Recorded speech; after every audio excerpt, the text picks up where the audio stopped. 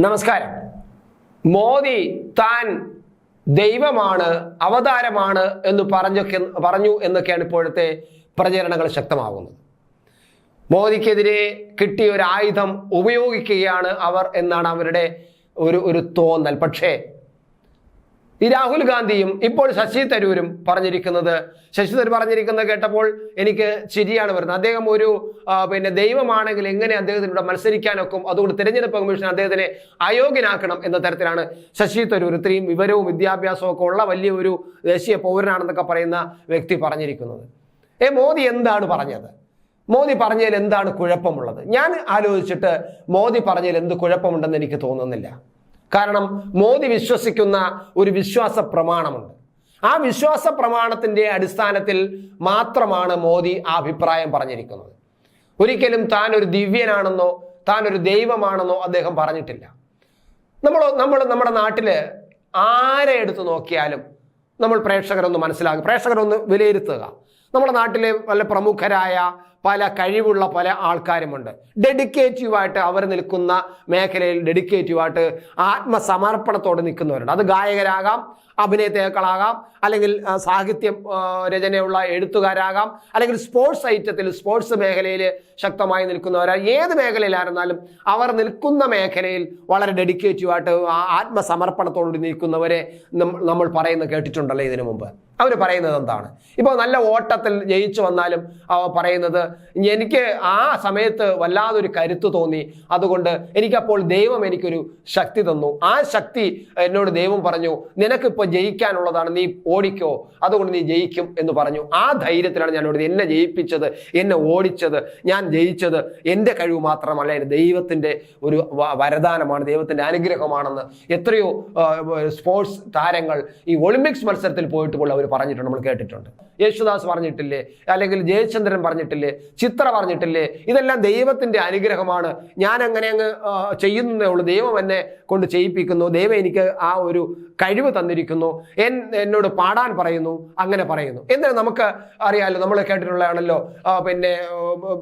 ഈ നാദം നിലച്ചപ്പോൾ, അതായത് ചെമ്പയുടെ നാദം നിലച്ചപ്പോൾ സ്വന്തം കണ്ടം കൊടുത്തവനെ എന്ന് നമ്മൾ കേട്ടിട്ടുണ്ടല്ലോ. അതെന്താണ് അങ്ങനെ പറയുന്നത്? അതായത് ഒരു പ്രാവശ്യത്തിൽ ചെമ്പൈ പാടിക്കൊണ്ടിരിക്കുമ്പോൾ അദ്ദേഹത്തിന്റെ തൊണ്ടയ്ക്ക് ഇടർച്ച വരികയും നാദം നിലനിൽക്കുകയും ചെയ്തു. പെട്ടെന്ന് അദ്ദേഹത്തെ ഗുരുവായൂരപ്പനെ വിളിച്ച് പ്രാർത്ഥിച്ചു എന്നും ഗുരുവായൂരപ്പൻ അദ്ദേഹത്തിന് പെട്ടെന്ന് തൊണ്ട തിരിച്ചു കൊടുത്തു എന്നും ഒക്കെ പറയുന്നത്. അതിനെയാണ് ഗുരുവായൂരപ്പന്റെ തൊണ്ടയാണ് ഞാൻ വെച്ച് പാടുന്നതെന്ന് ചെമ്പൈ പറയും. അതേപോലെ നമ്മുടെ ജയചന്ദ്രനും പറഞ്ഞിട്ടുണ്ട്. ഗായകൻ ജയചന്ദ്രന് അതുപോലെ പല പ്രാവശ്യം ഒരു പ്രാവശ്യം അദ്ദേഹത്തിന് ശബ്ദം പുറത്തു വരാൻ പറ്റാത്ത അവസ്ഥയായി.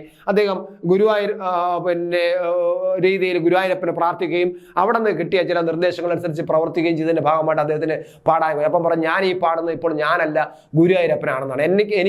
എനിക്ക് നിയോഗമാണ്, ഞാൻ വെറും ഒരു ഉപകരണം മാത്രമാണ്, എന്നെ കൊണ്ട് പാടിക്കുകയാണ് ഗുരുവായൂരപ്പൻ എന്നാണ് അദ്ദേഹം പറയുന്നത്. നമ്മൾ ആരും അദ്ദേഹത്തിനെ കളിയാക്കിയില്ലല്ലോ, അദ്ദേഹത്തിന് വട്ടാണെന്ന് പറഞ്ഞില്ലല്ലോ.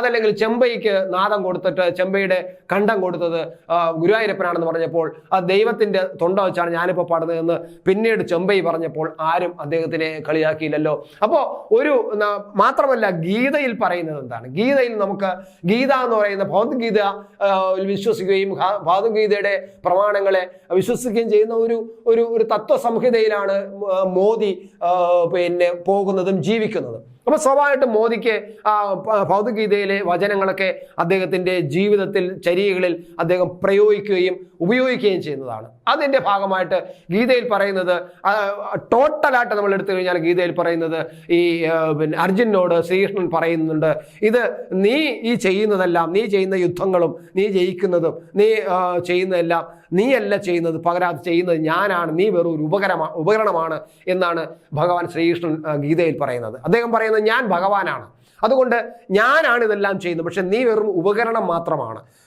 അർജുനോട് പറയാം, നീ ഉപകരണം ആണ്. അപ്പം അർജുനോ സംഭവിക്കും, ഞാൻ ഉപകരണം മാത്രമാണ്. അപ്പോൾ അത് തന്നെയാണ് മോദി പറഞ്ഞതും. ഞാൻ വെറും ഉപകരണം മാത്രമാണ്, എന്നെ എന്തൊക്കെയോ ചെയ്യാൻ വേണ്ടിയിട്ട് ഭൂമിയിലേക്ക് അയച്ചതാണെന്ന് എനിക്ക് തോന്നുന്നു. അതുകൊണ്ട് ഞാൻ നിങ്ങൾക്ക് വേണ്ടിയാണ്, ഞാൻ 140 ജനങ്ങളെ ഞാൻ കാണുന്നു, അവരെ ഞാൻ ആരാധിക്കുന്നു, അവർക്ക് വേണ്ടിയാണ് എൻ്റെ ജന്മമെന്ന് ഞാൻ വിശ്വസിക്കുന്നു, അതിനുവേണ്ടിയാണ് ദൈവം എനിക്ക് ഈ ജന്മം തന്നിരിക്കുന്നത് ഞാൻ വിശ്വസിക്കുന്നു എന്ന് പറയുമ്പോൾ എന്താണ് അതിനകത്ത് കുഴപ്പം? അപ്പോൾ ഒരു കാര്യം മനസ്സിലാക്കുക, ഈ അദ്ദേഹം പറയുന്നതിൽ അർത്ഥമില്ലേ എന്നുള്ളത് നിങ്ങൾ ഒന്ന് ചിന്തിക്കുക. അതായത് അദ്ദേഹം കഴിഞ്ഞ കുറേ കാലമായിട്ട് നമ്മുടെ ഈ നമുക്ക് വേണ്ടിയിട്ട് 24 മണിക്കൂറും പ്രവർത്തിക്കും. വെറും 4 മണിക്കൂറോ 3.5 മണിക്കൂറാണ് അത് ഉറങ്ങുന്നതെന്നാണ് അറിയുന്നത്. അദ്ദേഹത്തിന് എന്തെങ്കിലും ഒരു തുമ്മാപ്പനി വന്നിട്ടുണ്ടോ? കഴിഞ്ഞ 2 വർഷത്തിലധികം 2 തവണയിലധികം ഗുജറാത്തിൽ മുഖ്യമന്ത്രിയായി. അദ്ദേഹം ഏതെങ്കിലും തരത്തിൽ ആശുപത്രിയിൽ പോവുകയോ ഗുജറാത്ത് മുഖ്യമന്ത്രിയായിരുന്നപ്പോൾ ആശുപത്രിയിൽ പോയി എന്നുള്ള വാർത്ത നമ്മൾ വായിച്ചിട്ടുണ്ടോ? നമ്മുടെ പ്രധാനമന്ത്രിയായിട്ട് ഇപ്പോൾ അദ്ദേഹം 10 വർഷം പൂർത്തിയാക്കിയിരിക്കുന്നു.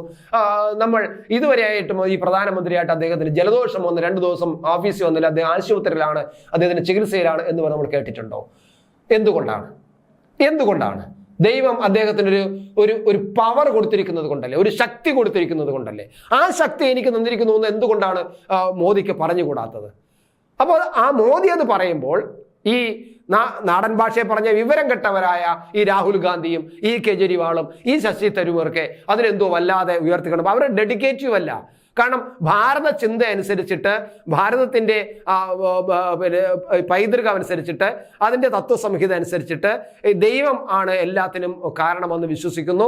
നമ്മൾ ദൈവത്തിൻ്റെ ഒരു വെറും ഉപകരണമാണെന്നും, ഞാൻ ഇപ്പം നിങ്ങളോട് ഇത്രയും സംസാരിക്കുന്നത് പോലും ഞാൻ വെറും ഉപകരണമാണെന്നും, എനിക്ക് സംസാരിക്കാൻ ഈ വിഷയം ഞാൻ മനസ്സിൽ തോന്നിയപ്പോൾ തന്നെ എന്നോട് പറയാൻ വേണ്ടിയുള്ള പോയിന്റുകൾ എനിക്ക് ഇങ്ങനെ തന്നുകൊണ്ടിരിക്കുന്നത് ദൈവമാണെന്നും ഞാൻ പറഞ്ഞാൽ ഞാൻ എങ്ങനെയാണ് വട്ടനാവുന്നത്? അപ്പോൾ രാഹുൽ ഗാന്ധിയൊക്കെ ഒന്ന് മനസ്സിലാക്കുക. തെരഞ്ഞെടുപ്പ് കഴിയുമ്പോൾ നിങ്ങൾക്ക് മനസ്സിലാകും മോദി ആരെന്ന്. രാഹുൽ ഗാന്ധി പ്രിയപ്പെട്ട നേതാവേ, നിങ്ങൾ പറഞ്ഞത് മുഴുവനും താങ്കൾക്ക് ഞാൻ അങ്ങനെ പറഞ്ഞു പോയല്ലോ എന്ന് പിന്നെ ഇരുന്ന് ചിന്തിക്കേണ്ടി വരും, ഉറപ്പ്.